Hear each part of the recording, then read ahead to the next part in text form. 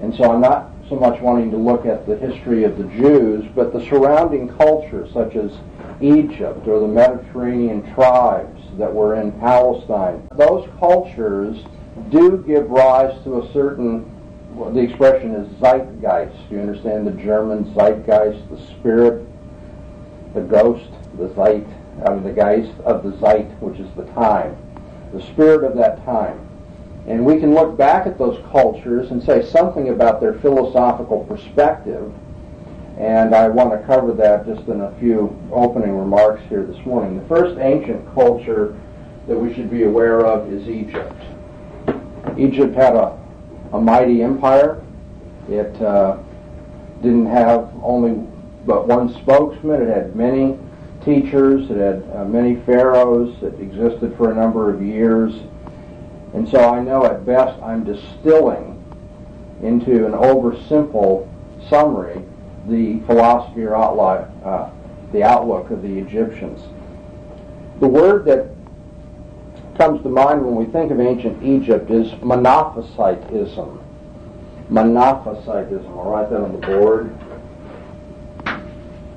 Mono, meaning one, physis, from the Greek, one nature. Monophysitism. The Egyptians believed that there was one nature for everything. Monophysis, monophysite. The gods as well as creatures were all part of one reality. Now, they were not pantheists. That's a different notion. The pantheist says that everything is God. And so the grass and the trees and rocks and the seas and so forth, just like human beings, are part of the divine nature if you're a pantheist. The Monophysite is moving in the direction of pantheism, to be sure, but on the Monophysite view, you have one kind of reality, and the gods and men partake of the same reality, though they are different. The gods have evolved out of nature. Okay, so if you have the natural world down here, represented by this thick line on the board, and everything that is real has that basic nature, but it's an evolving nature, and what happens is that the gods develop out of this evolving nature. And what kind of, remember, not everything is a god. There are fewer gods than there are creatures.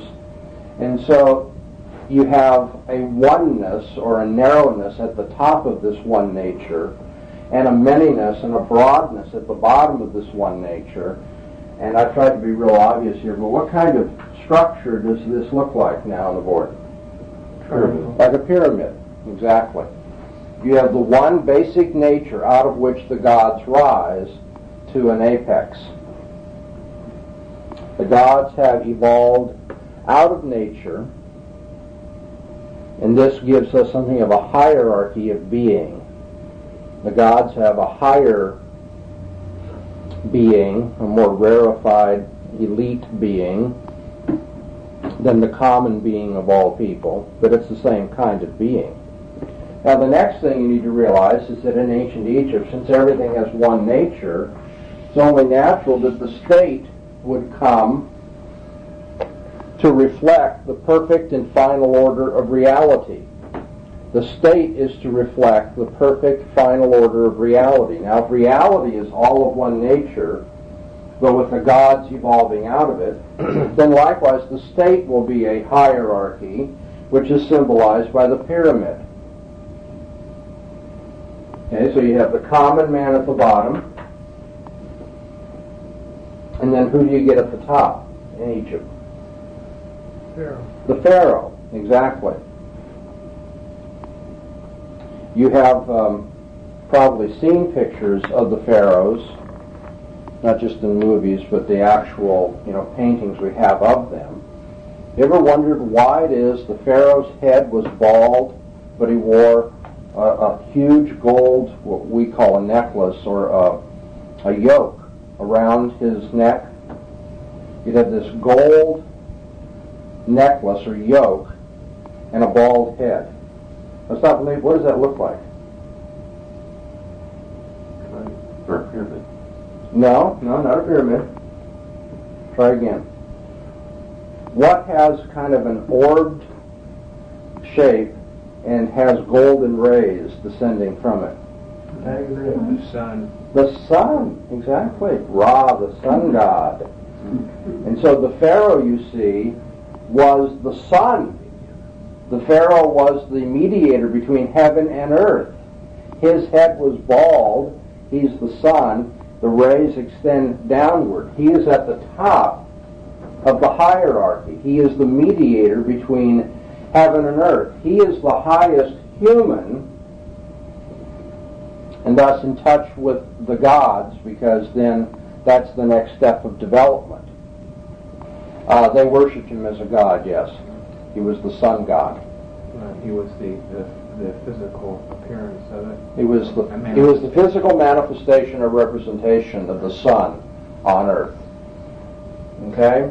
Now, if you're a monophysite then, and you have this view that everything has a common nature, but some things develop to the top of the hierarchy, then what kind of view will you have of the state? Is this going to be a constitutional democracy? No. This is going to be an absolute despotism, isn't it? Because Ra, the sun god, who talks back to the sun god? By the way, if you understand a little bit of this cultural and philosophical background about Egypt, I think you can appreciate all the more the story of the Exodus. Moses goes in, who is at best an adopted son, some castaway that his daughter picked up. Moses goes into the Pharaoh, let my people go. Whose people? Who are you talking about, Moses? Pharaoh rules with a mighty hand over everything. Okay, now since gods permeate nature, and then the sun god is the highest god, and that is represented by the Pharaoh, what do you think is going on when Moses goes in and he makes his rod into a snake? He goes out and he curses the Nile River, which was a god to the Egyptians, and turns it to what? Blood. He turns their god of life into a god of death. We have frogs and lice and so forth. What's Jehovah showing? He's mocking the monophysite claims of Egyptian culture and the deified claims of the Pharaoh and so forth. And eventually Pharaoh has to say, all right, get out of here. With the death of the firstborn, that's too much. He can't take it. But philosophical convictions are hard to eradicate. Hard times may cause people to kind of give in and say, all right, maybe I'm wrong, I'll let you go. But how long did that last? Yeah, as soon as the Hebrews were gone, he started thinking about, who is this that comes in and talks to me like this? They can't defy me. So Pharaoh and his army pursue the Jews out into the desert, right? And of course, it's amazing. You see the wonder of God's wisdom, how he works this. The Jews, on the other hand, are out at the Red Sea, boxed in, and they look at Pharaoh and his army pursuing across the desert in their chariots, of all things, and what do they say to Moses? You're in collusion with Pharaoh. You brought us out here and ambushed us. You brought us out here to die. And what's God do?